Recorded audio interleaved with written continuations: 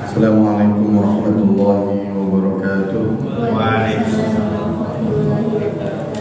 Alhamdulillah wassalatu wassalamu ala Rasulillah Sayyidina Muhammad ibn Abdullah wa ala alihi wa sahbihi wa mawalah.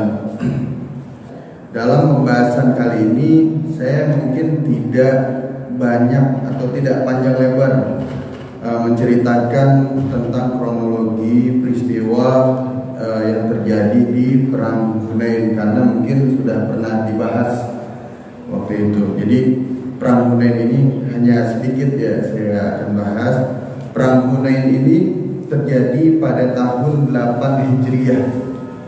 8 Hijriah, tidak lama setelah Fathu Mekah. Sebab musababnya terjadinya Perang Hunain ini karena ada beberapa golongan atau suku yang memang mereka ini tidak suka dengan kejayaan Islam. Ya, kejayaan Islam. Mereka ini hasut, iri. Mereka nggak mau masuk Islam. Mereka nggak mau masuk Islam. Walaupun banyak di antara saudara-saudara mereka, teman-teman mereka ini banyak yang masuk Islam. Di antara mereka ini banyak yang dari suku Hawazin dan juga suku Thaqif namanya. Jadi suku Hawazin dan suku Thaqif ini tetanggaan. Suku Thaqif itu dari Taif, ya, dari Taif, yang dulu pernah baginda Nabi Shallallahu Alaihi Wasallam hijrah ke Taif dan diperlakukan kurang baik oleh mereka. Nah, ini dikumpulkan atau dipelopori oleh Perang Hunain ini. Yang pertama kali menghasut suku Hawazin dan suku Thaqif ini adalah Malik bin Auf namanya. Jadi Malik bin Auf pasca Fathu Mekah itu mereka mengumpulkan. Jadi bukan hanya suku Hawazin dan suku Thaqif aja sebenarnya, tapi ada di antara penduduk kota Mekah yang setelah penaklukan kota Mekah ini mereka tetap kekeh nggak mau masuk Islam, hanya beberapa saja. Dan di luar kota Mekah ada beberapa suku-suku kecil itu dikumpulin semuanya sama Malik bin Auf namanya. Sama Malik bin Auf dikumpulin, mau laki, perempuan, anak-anak, sampai hewan-hewan ternaknya itu dikumpulin semuanya. Sapi, kerbau, onta, kambing, keledai, kuda, itu semuanya dikumpulin semuanya. Sampai ada menurut riwayat yang menyatakan nih, jadi dari kalangan umat Islam sendiri itu Rasulullah SAW memerintahkan kepada Abdullah bin Abu Hadrat namanya. Ada yang meriwayatkan namanya itu bukan Hadrat tapi Hudud Al-Aslami. Menurut riwayat yang kuat itu Abdullah bin Abu Hadrat Al-Aslami. Jadi Abdullah bin Abu Hadrat Al-Aslami ini diperintahkan oleh Rasulullah untuk menjadi mata-mata. Nah, dari sini kita bukan hanya menceritakan peristiwa Perang Hunain, sebagaimana di awal pertemuan beberapa bulan yang lalu mungkin saya ceritakan atau saya jelaskan bahwa sifat kajian sirah ini bukan hanya menceritakan tentang peristiwa-peristiwanya saja, tanggal-tanggalnya atau pelaku-pelakunya, bukan, tapi bagaimana pembentukan tasyri' di situ. Ya. Di sini dijelaskan di Fiqh Sirah karangan Syekh Muhammad Sa'id Ramadan Al-Buti, orang Syria, ulama Syria. Beliau mengatakan bahwa boleh kita memasang mata-mata atau pasang CCTV. Kalau sekarang kan CCTV ya simple ya, atau apa namanya yang kecil itu yang bisa terbang, drone gitu ya, drone, atau memasang mata-mata. Boleh kita memerintahkan seorang untuk menjadi mata-mata, sebagaimana Rasulullah SAW itu memerintahkan kepada Abdullah bin Hadrat al-Aslami untuk menjadi mata-mata. Intel, iya bahasa ininya Intel, bahasa kerennya ya, Intel. Jadi Rasulullah itu memerintahkan kepada Abdullah bin Hadrat al-Aslami untuk menjadi Intel. Pas sampai sana dia melihat bahwa Malik bin Auf ini telah mengumpulkan beberapa suku, tapi yang paling dominan itu, paling banyak adalah suku Hawazin sama suku Thaqif dari Taif, ya. Itu paling banyak. Yang lain tuh sedikit, tapi gabungan dari beberapa suku. Nah, dilihat juga di situ bahwa mereka ini membawa perempuan, istri-istri mereka diajak, anak-anak mereka diajak.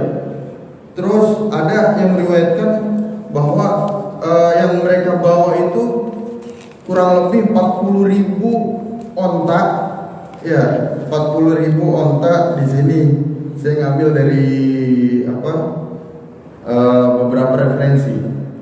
Jadi ada 24.000 onta, maaf, bukan 40.000. 24.000 onta, 40.000 domba itu mereka bawa.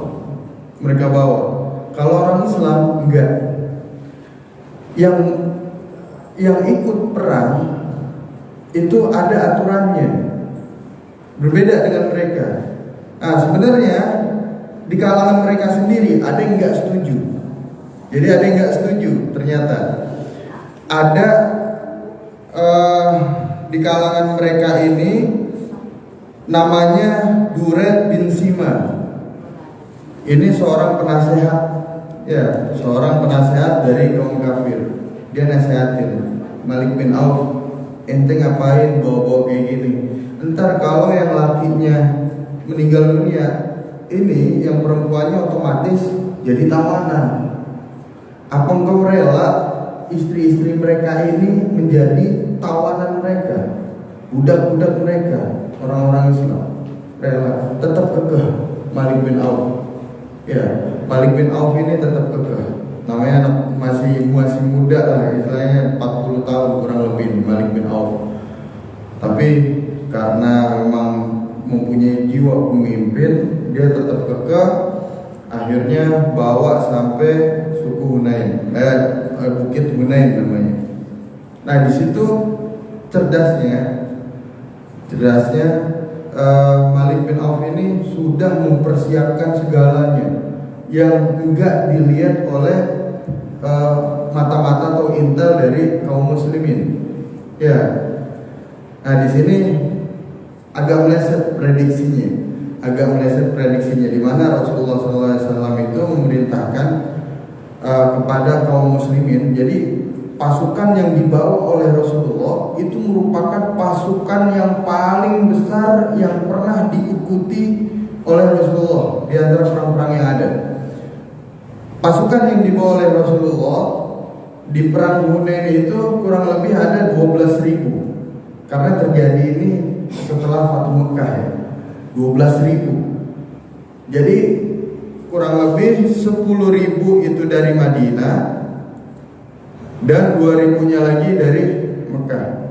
Ya, itu dibawa sama Rasulullah pasukan sebanyak itu, sehingga di antara mereka ada yang karena setelah peristiwa Fatu Mekah itu banyak yang baru masuk Islam, imannya masih lemah.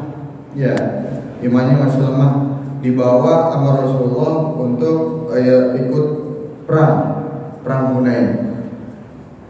Pas lagi jalan, mereka melihat pohon besar ini di nama daerahnya itu Zatu Anwat namanya, Zatu Anwat. Mereka melihat pohon besar, di bawah pohon besar itu banyak makanan-makanan. Kalau bahasa kita sekarang ini sesajen, ya banyak sesajen. Ternyata emang sesajen ini udah ada dari dulu, Ini orang-orang Islam, ya, yang ngelihat pohon kayak gitu, yang terutama mereka yang imannya ini masih lemah karena baru masuk Islam di Fathu Mekah itu, mereka sampai bilang, ya Rasulullah, ij'al lana ilahan kama lahum alihah. Wahai Rasulullah, doain dong kepada kita, buat kita ini Rasulullah, tolong minta sama Allah biar supaya ada tempat, ya, atau ada, kalau bahasa mereka itu ada sarana untuk memohon lah, kayak mereka memohon kepada pohon gitu. Kayak mereka memohon kepada pohon itu. Mereka minta, ini namanya orang-orang yang baru masuk Islam itu kan imannya masih lemah, terus lagi pengetahuan tentang Islamnya masih lemah juga. Karena mereka menganggap bahwa itu benar, yang dilakukan oleh orang-orang musyrik itu benar, makanya minta sama Rasulullah seperti itu. Tolong dong bikinin pohon lagi Rasulullah, biar supaya jadi tandingan nih orang-orang musyrik, di mereka ini punya tempat, punya wadah untuk memohon kepada Tuhan mereka. Ada yang mereka persembahkan biar supaya setelah doa dikabul sama Tuhan mereka menang. Kita juga bikinin, wahai Rasulullah. Ini orang-orang Muslim yang baru masuk Islam minta seperti itu. Nah, dari sini Rasulullah marah. Ya, Rasulullah marah. Akhirnya setelah Rasulullah marah, mereka sadar bahwa perbuatan mereka ini salah. Mereka melanjutkan perjalanannya sampai di bawah bukit Hunain itu. Ternyata musuh sudah mempersiapkan segalanya. Ya, ini yang perlu kita ketahui, bahwa dengan banyaknya pasukan yang ada, itu mereka dalam hati mereka ini ada kebanggaan tersendiri. Tadi sudah saya sebutkan bahwa pasukan yang dibawa oleh Rasulullah di perang Hunain ini merupakan pasukan yang paling banyak. Ya, pasukan yang paling banyak, 12.000. Sebelum-sebelumnya itu nggak sampai 12.000. Mereka bangga.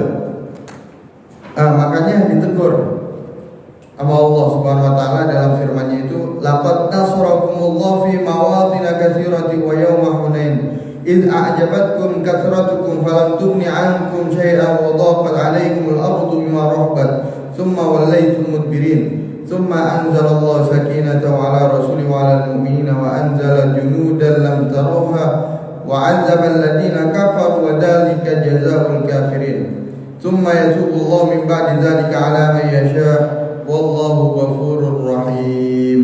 Ini ditegur Allah. Jadi Allah berfirman, jangan sampai banyaknya pasukan yang ada di antara kalian ini membuat kalian ini tak kagum. Yang membuat kalian menang itu bukan kuantitas kalian, tapi kualitas iman kalian. Bukan berapa banyak jumlah pasukan kalian. Ya, jadi umat Islam itu ditegur itu.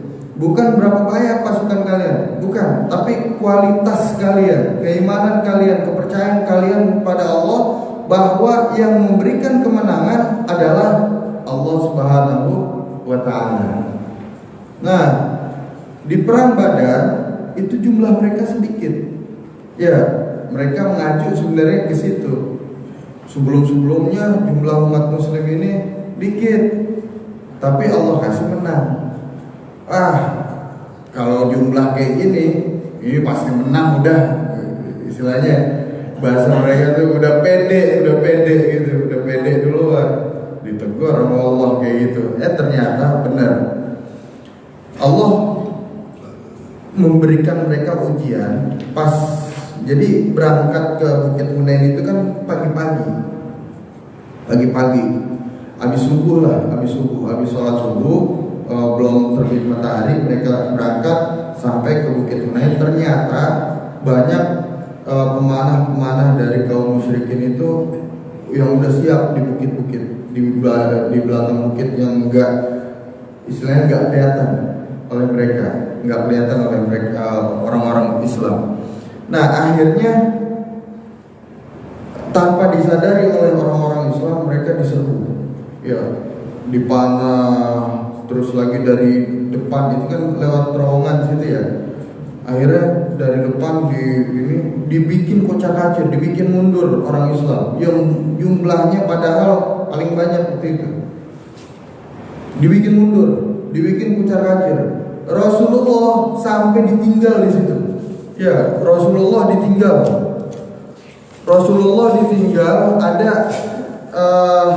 sahabat Nabi yang bersama dengan Rasulullah itu namanya Abu Sufyan Al-Haris dan paman beliau Sayyidina Abbas bin Abdul Muthalib. Itu tinggal bertiga doang Rasulullah waktu itu. Ini saking paniknya umat Islam waktu itu. Saking paniknya.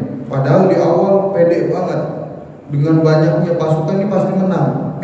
Ternyata baru sampai Hunain diserang, dipukul mundur, kucar-kacir sampai Rasulullah sendiri ditinggal. Untungnya ada Abu Sufyan Al-Haris dan juga paman beliau. Akhirnya Rasulullah bilang, manggil orang-orang Muslim yang udah meninggalkan meninggalkan Rasulullah. Halummu ilayya ayuhan nas, ana Rasulullah. Ayo kemari, anak ini Rasulullah, saya ini Rasulullah, kata Rasulullah. Masa iya kalian tega meninggalkan Rasulullah karena paniknya kalian? Itu banyak yang belum dengar. Akhirnya Rasulullah minta kepada Sayyidina Abbas bin Abdul Muthalib.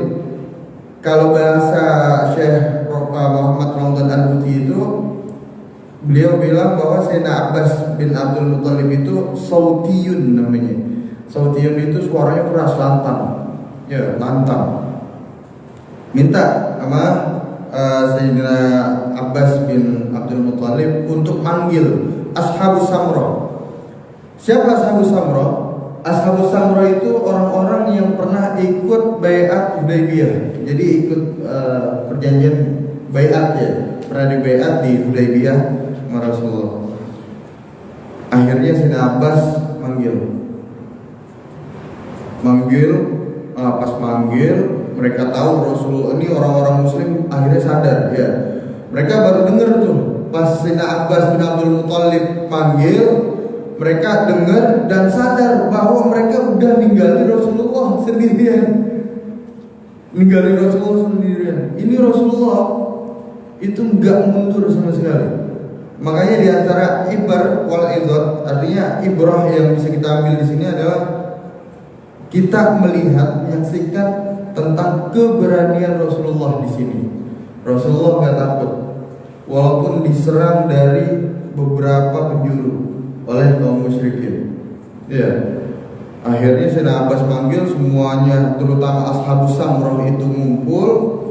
Pas ngumpul, mereka mulai maju, mulai nyerang, baru nyerang. Uniknya. Jadi kaum musyrikin juga sebelumnya ini sebenarnya takut mereka. Kenapa takut? Karena sebelumnya kaum musyrikin itu yang dipimpin oleh Malik bin Auf, dia memerintahkan seorang untuk menjadi mata-mata juga. Ya, untuk menjadi mata-mata, mengirimkan intel juga. Pas ngirimin intel, dia lihat itu pasukan muslim itu menurut perkiraan mereka lebih dari 12.000. Dan banyak di antara mereka yang memakai baju putih, ya, gua berani. Menurut riwayat yang dia lihat ini adalah malaikat katanya. Akhirnya tadi kembali ke cerita Ashabus Samrah maju duluan. Nah, orang-orang yang baru masuk Islam juga itu ikut berperang juga. ikut berperang, sehingga yang 12.000 pasukan itu diantaranya mereka ada yang kena ada yang kena panah, ada yang kena sabetan pedang. Nah, sisanya itu maju nyerbu kaum musyrikin yang ada. Akhirnya karena melihat kaum musyrikin ini mundur, ya mereka kejar terus sampai ke Thaif, sampai ke beberapa daerah. Ada namanya Thaif, Autos, Nahla. Ya. Nah, setelah sampai di Thaif dan suku Hawazin dan juga suku namanya Thaqif, ya, mereka ke Thaif. Ini kaum muslimin berhenti di perbatasan Thaif itu, depan gerbang Thaif. Mereka nggak langsung maju. Kenapa? Karena Rasulullah pesan, terutama ke Khalid bin Walid. Ini kita berhenti dulu. Saya memerintahkan kepada Khalid bin Walid, ya, untuk memimpin pasukan. Cukup 4.000 pasukan aja. 4.000 dan sisanya boleh pulang. 4.000 pasukan untuk standby di sini. Kita kepung Thaif. Ya, kita kepung Thaif. Dan pengepungan Thaif itu bukan didasari rasa dendam Rasulullah. Ini yang digarisbawahi oleh Syekh Muhammad Ramadan Al-Buti. Bukan dendam. Apalagi ingat dulu pernah dilempari batu waktu hijrah ke Thaif, ya, sebelum perang ini terjadi. Dulu pernah dilempari batu sampai berdarah Rasulullah, sampai malaikat Jibril itu nawarin ke Rasulullah untuk memerintahkan malaikat penjaga gunung untuk ngebalikin ke gunung. Ya, tapi apa kata Rasulullah? Allahumma hdi qaumi fa innahum la ya'lamun. Ya Allah, berilah hidayah kepada kaumku. Mereka ini nggak tahu. Mereka belum masuk Islam ini bukan karena mereka ini nggak mau, bukan. Tapi apa? Karena mereka ini belum dapat hidayah. Ya, mereka ini belum tahu. Bukan nggak mau, bukan. Mereka ini belum tahu. Ya, belum dapat hidayah. Makanya kata Rasulullah, walaupun dia disakiti, Rasulullah justru meminta hidayah buat mereka. Ya, minta hidayah. Dan ini bukan alasan untuk menghukum mereka, enggak. Ini sama sekali enggak ada unsur dendam dari Rasulullah SAW. Nah, akhirnya Rasulullah ikut ngepung waktu itu. Walaupun memerintahkan kepada Khalid bin Walid, ya, dan dia pesan kepada Khalid bin Walid, jangan sekali-kali engkau membunuh perempuan, anak kecil, merusak tanaman, merusak bangunan, jangan merusak orang atau membunuh orang-orang yang sudah lemah, saya nggak bisa melawan, jangan. Jadi ada aturannya. Di Islam itu ada aturannya. Nah, ini yang digarisbawahi oleh Syekh Muhammad Ramadan Al-Buti, bahwa walaupun kita perang, nggak boleh kita nyakitin perempuan, nggak boleh kita nyakitin anak kecil, kecuali ada pengecualiannya. Kecuali mereka ini nyerang duluan dan sangat membahayakan kita. Ada bahasa fikihnya itu dafus sial, sial itu masdar dari sholat, yasilu, sial itu orang yang membahayakan. Ada yang bilang sial itu pembegalan, ya. Nah, yang fikih ajarkan, ulama-ulama fikih ajarkan itu, selagi kita mampu dengan hal terkecil, ya, untuk menangkal ini tukang begal, silakan kerjakan. Itu lebih baik dibanding kita langsung tebas kepalanya atau membunuh dia. Ya, jadi kalau kita bisa istilahnya pakai jarum dulu, terus kita tusuk dia, dengan jarum itu membuat dia kabur misalnya, atau kita gertak pakai gerakan-gerakan silat kita, terus bisa buat dia kabur. Kalau bisa pakai itu dulu. Jangan langsung kita membela diri dengan membunuh dia, enggak. Ya.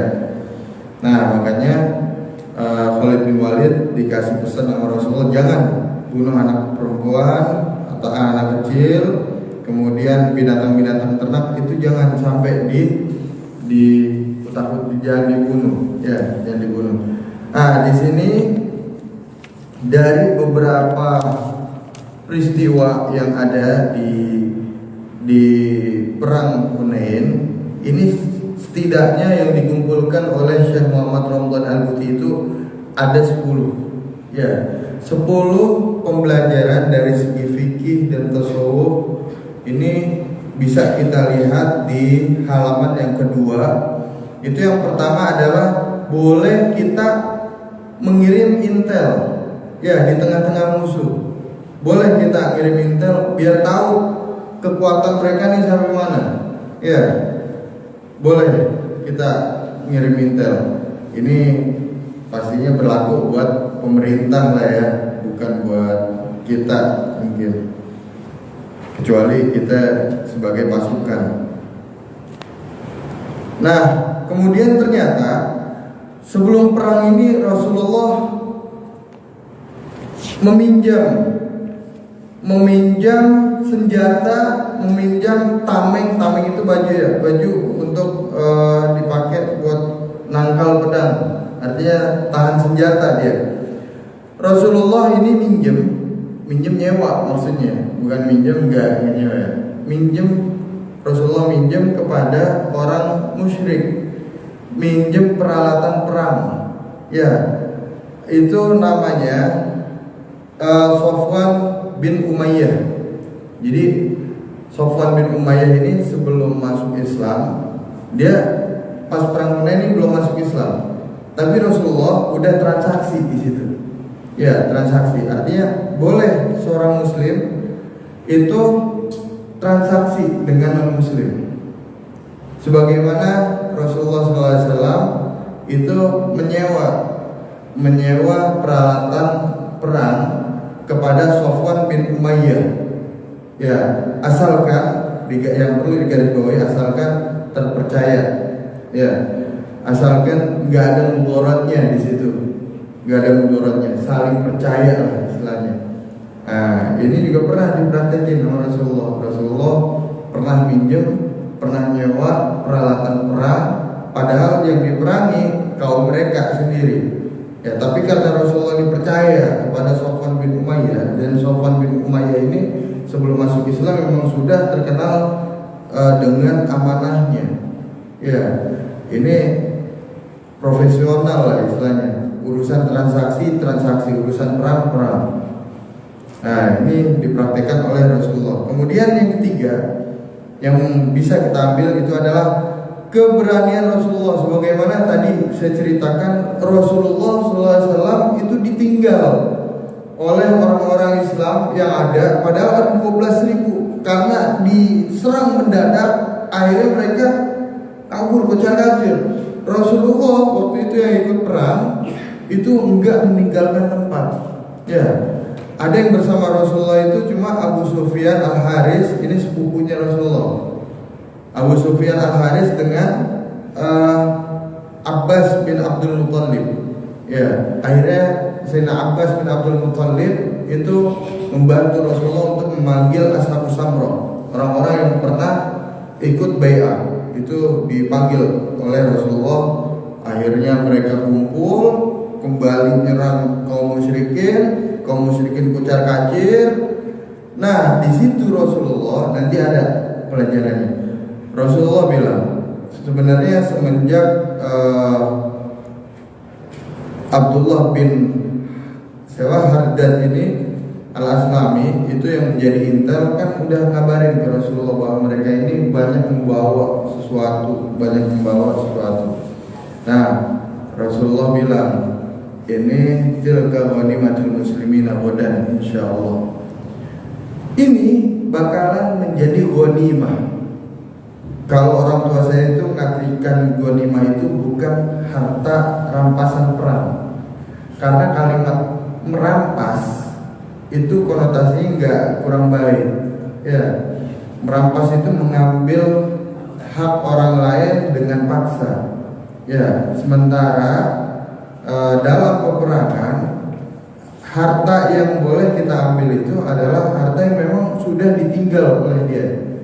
Atau di sini nanti ada kejadian di mana Rasulullah membolehkan kepada orang muslim yang membunuh orang musyrik di perang Hunain, apa yang ada di orang yang dibunuh itu, misalnya ada namanya Abu Talha. Abu Talha itu sampai membunuh 20 orang. Ya, dia berhasil membunuh 20 orang. 20 orang dari kaum musyrik di perang Hunain ini. Nah, kata Rasulullah, harta yang ditinggalkan oleh 20 orang itu ya boleh diambil seluruhnya oleh Abu Talha. Nah, sisa ghanimahnya atau harta yang dihasilkan dari perang gitu ya. Kalau saya mengartikan itu, orang tua saya itu mengartikan harta yang dihasilkan dari perang itu disimpan di Jirona. Disimpan di Jirona, dijaga oleh Mas'ud bin Amr al-Ghifari. Ya, dijaga oleh Mas'ud bin Amr al-Ghifari. Jadi yang lainnya yang memang udah ditinggalin sama kaum musyrikin dikumpulin semua di Bukit Jirona. Nggak boleh dibagi-bagikan sebelum Rasulullah sendiri yang bagiin. Nah, dari sini diambil pelajaran bahwa harta ghanimah itu bukan milik kaum muslimin yang ikut perang, kecuali ada saksi bahwa dia membunuh fulan misalnya. Kayak ada saksi yang menyatakan bahwa Abu Talha itu membunuh 20 orang langsung. Nah, ini karena ada saksinya, jadi Abu Talha berhak untuk mendapatkan itu semuanya. Tapi kalau yang dibikin kucar-kacir oleh rame-rame itu kan ditinggalin. Ya, sampai ada yang menyatakan 24.000 onta yang dibawa itu jadi ghanimahnya. Jadi ghanimah atau jadi harta orang-orang muslim ya, jadi tawanan. Jadi tawanan. Terus lagi ada 6.000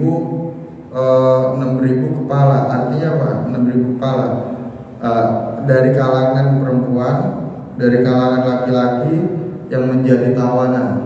Ya, yang menjadi tawanan ada 6.000 kepala dipegang itu sama orang-orang Islam. Ada 40.000 kambing itu jadi tawanan semua. Ada lagi namanya 4.000 uqiyah. Uqiyah itu uang yang berupa perak. Itu jadi ghanimah semuanya disimpan. Nah, nanti sama Rasulullah baru dibagiin. Ya, sama Rasul baru dibagiin. Nah, harta yang kayak gini itu nggak boleh langsung dipegang sama orang-orang Islam, nggak boleh. Tapi dikumpulin dulu. Nanti setelah ada komando dari Rasulullah baru nanti diperbolehkan. Nah, sebenarnya ada hal yang dalam pembagian ghanimah ini ada pelajaran yang bisa kita ambil nanti. Tapi ini kira-kira mohon maaf sampai jam berapa ya? Sampai Isya. Sampai azan Isya. Oh ya, baik.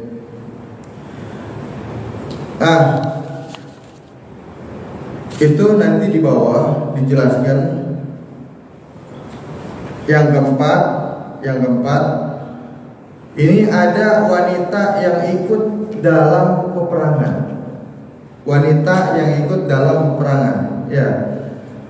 Tanda kutip, bukan ikut perang, tapi ikut andil. Ya, ikut andil dalam peperangan, bukan ikut perang, bukan melawan orang musyrik face to face, enggak. Tapi perannya ini beda, bukan sebagai pasukan, bisa sebagai medis. Ya, apakah perempuan boleh ikut dalam peperangan? Boleh, tapi perannya itu bukan sebagai pasukan, tapi perannya itu yang lain, membantu pasukan yang ada waktu itu. Ya, seperti Ummu Salamah itu perannya sebagai ini medis. Ya, dia ini sebagai suster. Orang-orang yang sakit langsung dirawat oleh Ummu Salamah. Ummu Salamah ini siapa? Rumaisah. Ada yang riwayat yang menyatakan nama aslinya itu Ummu Salamah Rumaiso, ada yang bilang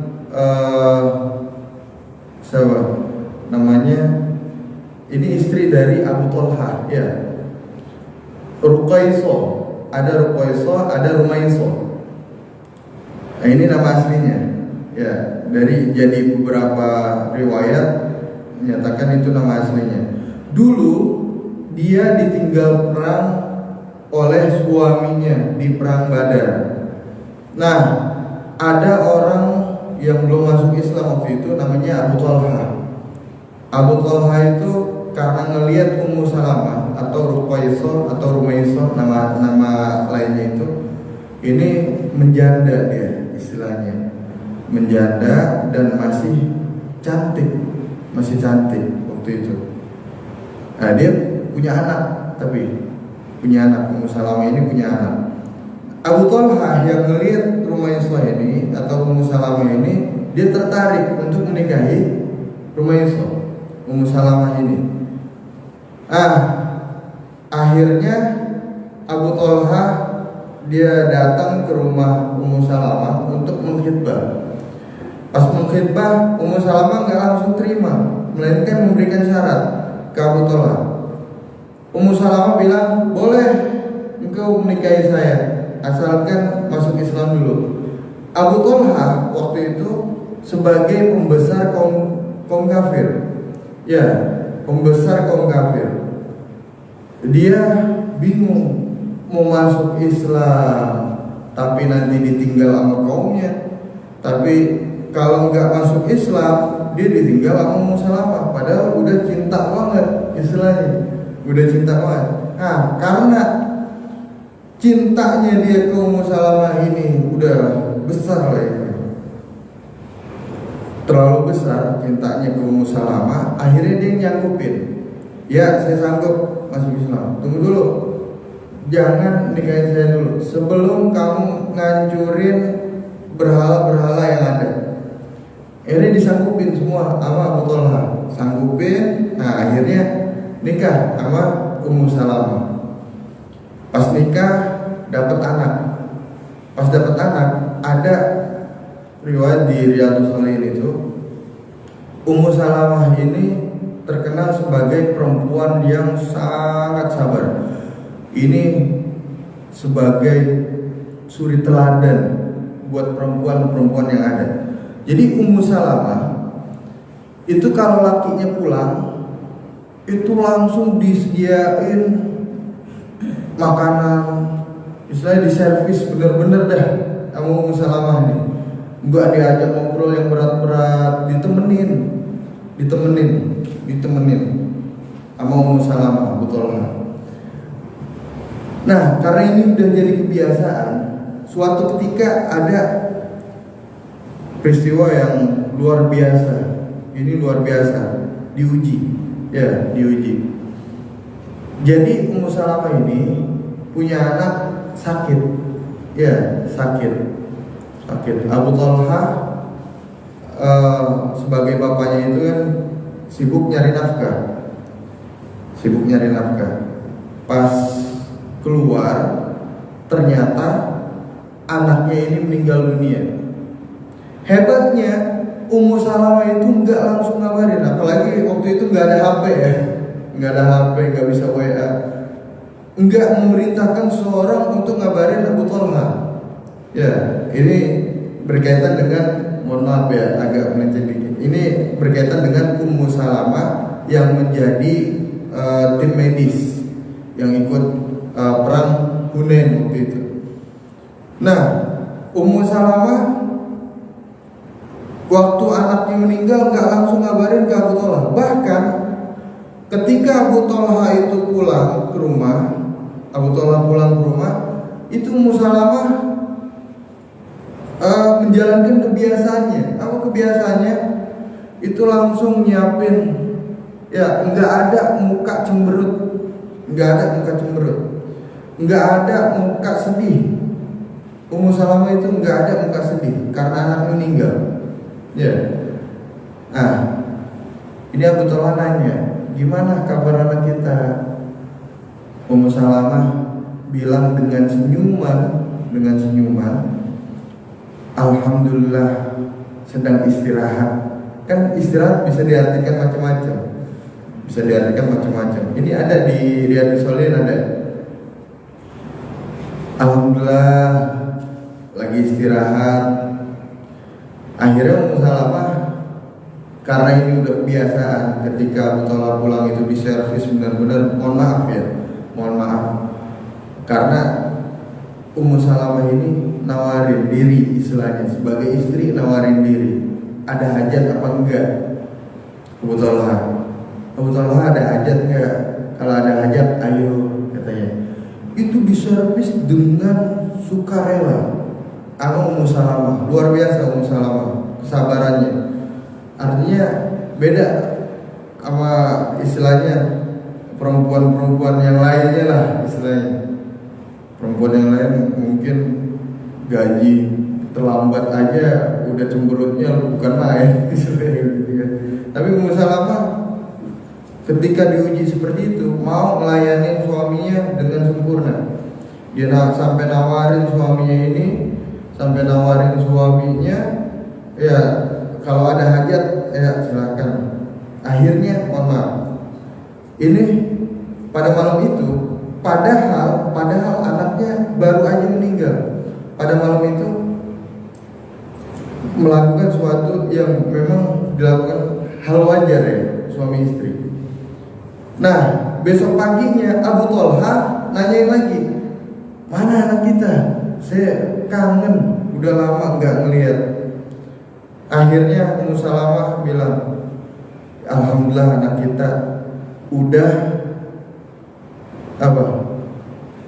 istirahat dengan tenang, udah pulang ke rahmatullah. Nah, menurut riwayat di Aujazul Ibarat, ternyata orang yang punya anak kemudian anaknya itu meninggal dan dia mengucapkan alhamdulillah, itu anak meninggal ngucapin alhamdulillah, itu malaikat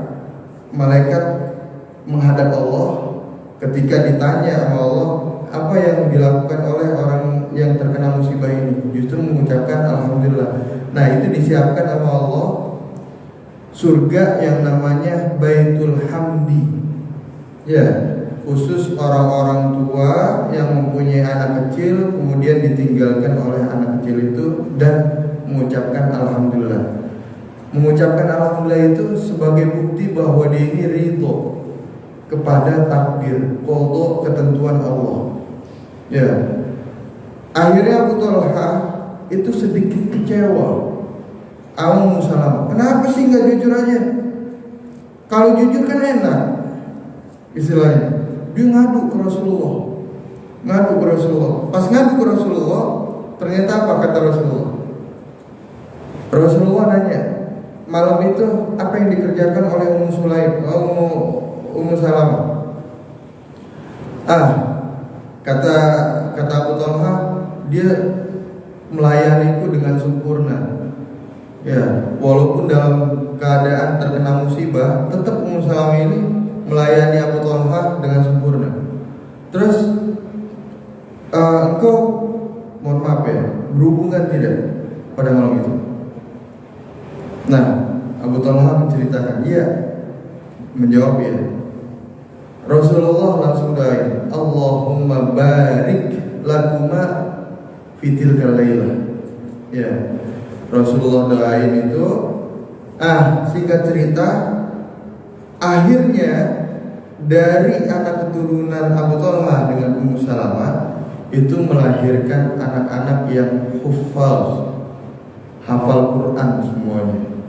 Ya, karena didoain sama Rasulullah karena kesabaran Ummu Salamah dengan Abu Talha yang menerima kematian anaknya, menerima ketentuan Allah bahwa dia ditinggalkan oleh anaknya. Ya. Ini menandakan bahwa wanita itu boleh ikut dalam peperangan, tapi posisinya bukan sebagai pasukan, bukan orang yang ikut perang, ya, tapi boleh ikut andil dalam perang, posisinya lain. Kemudian yang kelima, nggak boleh orang yang ikut perang itu membunuh kaum wanita, anak-anak, dan budak dalam perang. Ini ada di halaman yang ketiga. Itu ada. Sebagaimana tadi saya katakan bahwa Khalid bin Walid yang memimpin 4.000 pasukan yang mengepung Taif, ya, kaum Thaqif waktu itu sampai 40 hari katanya. 40 hari. Pas hari ke-40 itu ada yang bilang 20 hari. Pas hari ke-20 atau 40-nya itu, iya, akhirnya Rasulullah sebenarnya bukan, Rasulullah ini masih mau ngepung, masih mau lanjut gitu ya. Tapi karena melihat kondisi, ya Allah udah pada capek, ini kesiangan pasukan Islam. Akhirnya Rasulullah padahal bisa mutusin sesuatu, ya. Rasulullah itu bisa mutusin sendiri. Tapi Rasulullah dengan bijaknya manggil ada namanya Naufal bin Muawiyah Ad-Daili. Naufal bin Muawiyah Ad-Daili ini dipanggil sama Rasulullah, diajak untuk musyawarah. Naufal, ini gimana nih? Kira-kira kita terusin apa enggak? Akhirnya Naufal Ad-Daili bilang, Rasulullah, mereka ini seperti Musa yang kalau kita kejar mereka lari, tapi kalau kita diam mereka bakalan datang. Tapi walaupun mereka datang, kita gampang membunuh mereka. Istilahnya begitu, bisa jalan, bisa tanganin sendiri. Ya, bisa tanganin sendiri. Ya, mungkin ini saja yang bisa kita sampaikan. Nanti insya Allah kita lanjutkan kembali di pertemuan yang akan datang. Ya, insya Allah nanti. Kurang lebihnya mohon maaf. Wallahul muwaffiq ila aqwamit thoriq. Assalamualaikum